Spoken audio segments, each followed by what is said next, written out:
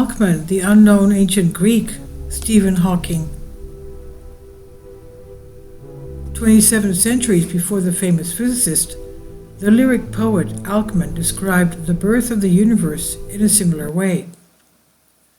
What the famous physicist Stephen Hawking says today about quantum cosmology, which, as is known, describes the process of creation of the universe, is contained in the poems written by Alcman, one of the greatest lyric poets of antiquity, mid-7th century BC, as demonstrated in a recent paper by 4 astrophysicists from the University of Athens.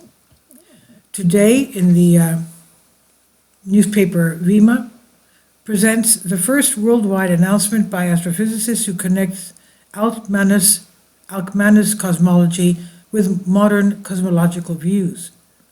Thus, in addition to Democritus, who is considered the father of modern atomic physics, it seems that the Greeks, through Alcmanus, have predicted, even theoretically, other modern theories.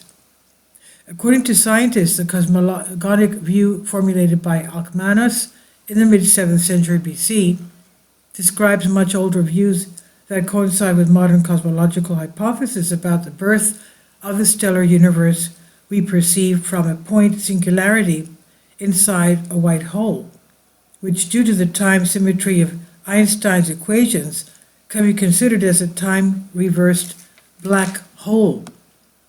The paper, entitled A Pre-Socratic Cosmological Proposal, was written by Messrs. Manos Dennezis, Estrathios Theodosiou, Theophanis Germenos, and Mrs. Mariangela Strathopoulou, astrophysicists at the University of Athens. Alcmanus was known until today as a lyric poet of antiquity. The surprise came in 1957, after the publication of Papyrus 2390 of Oxyrhynchus, a city in Lower Egypt, where a large number of papyri with mainly Greek texts bearing the name of the city and a code number were found during excavations, which date from the 2nd century AD. And this papyrus preserves parts of a prose commentary which reveals that in one of his poems, Alcmanus deals with a kind of theogony cosmology. The central part of the commentary also contains lemmas, or short phrases by Alcmanus. For when matter began to be arranged, a kind of a path or passage was created, something like a beginning. So Alcmanus says that the matter of all things was agitated and undemanding. Then someone was born who arranged everything.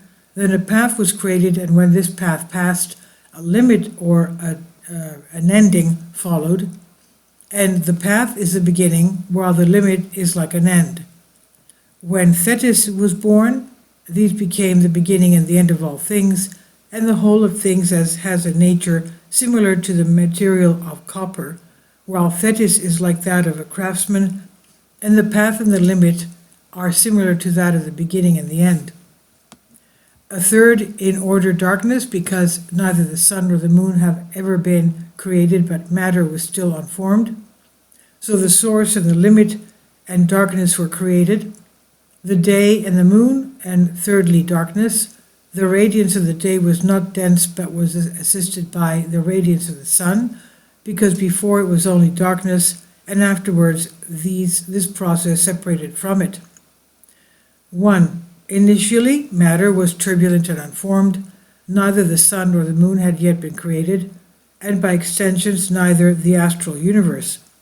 That is, the astral universe perceived by our senses was created through an unobservable, undemanding, and unformed material which pre-existed. 2. Then, within the framework of the space that was filled with this invisible and unobservable material, non-matter, someone was born who arranged everything, Thetis, whose name comes from the verb thethimi, which means to place, to arrange the infinitiveness, like a craftsman. And 3, then the space of non-matter, a poor, narrow passage corridor, was created that played the role of the beginning. That is, this narrow passage formed the chord for the turbulent, unformed, and unobserved matter to emerge from the space of initial sensible non-existence into the sensible space of the observable universe. 4. This was followed by the creation of a boundary, which, according to the philologist scholar M.L. West, was a guiding sign without a pore, or according to French Hellenist J.P. Vernon, within the stars. That is, when the unconditioned and unformed matter passed through the end, it automatically became formed and perceptible, since it could create perceptible objects such as the sun and the moon. And according to the philologist J.S. Kirk, the Tekmor was a boundary. It's probably also identified with the concept of infinity of Anaximander, who visited Sparta, where Alcmanus lived a generation later. 5. The source and the Tekmor coexisted in the darkness with the darkness as a single set of distinct events. Certainly the entire system, source, Tekmor, darkness, was outside the perceptible universe. 6. After the limit, the day, most likely the bright part of the day, and night, and by extension the sun, the moon, and darkness, most likely the night, the non-bright dark part of the day and night, were created. After the limit, the perceptible universe begins to materialize. 7. The light of day, radiations, was not dense, but was assisted by the radiation of the sun. At this point, the astrophysicists point out it's interesting to note that the commentator states that the light, the radiations of the day, were assisted by the sun, which consequently did not create entirely.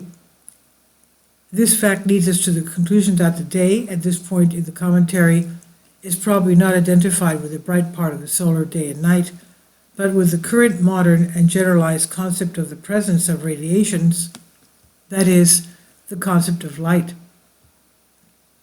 Alcmanus therefore gives us a cosmogenic model that certainly describes views older than the 7th century BC, where there are remarkable similarities with modern cosmological hypotheses, according to which the observable stellar universe was born from a point singularity inside a white hole that could be considered an inverted black hole.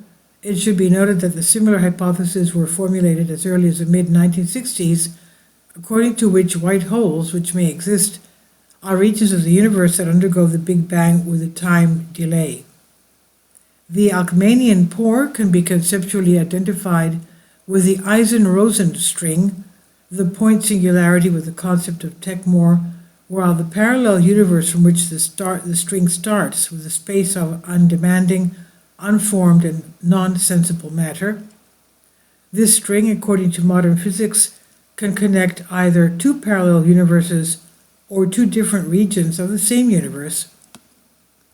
The concept of the white hole arises from the fact that the Tekmor, as the limit of the pore, is, according to Alcmanus, the point of manifestation of sensible matter from non-being, but also of luminous energy, since immediately after that, the day was born. So this is the ancient Greek cosmology, philosophy, and principle. Please leave your comments, and thank you for your support. Please support my Patreon account. The daily posts are 5 videos daily, and they are totally different from what I have on my YouTube channel. Thank you so much for your support and that you find all my content so interesting. You'll find the Patreon account details in the description box below.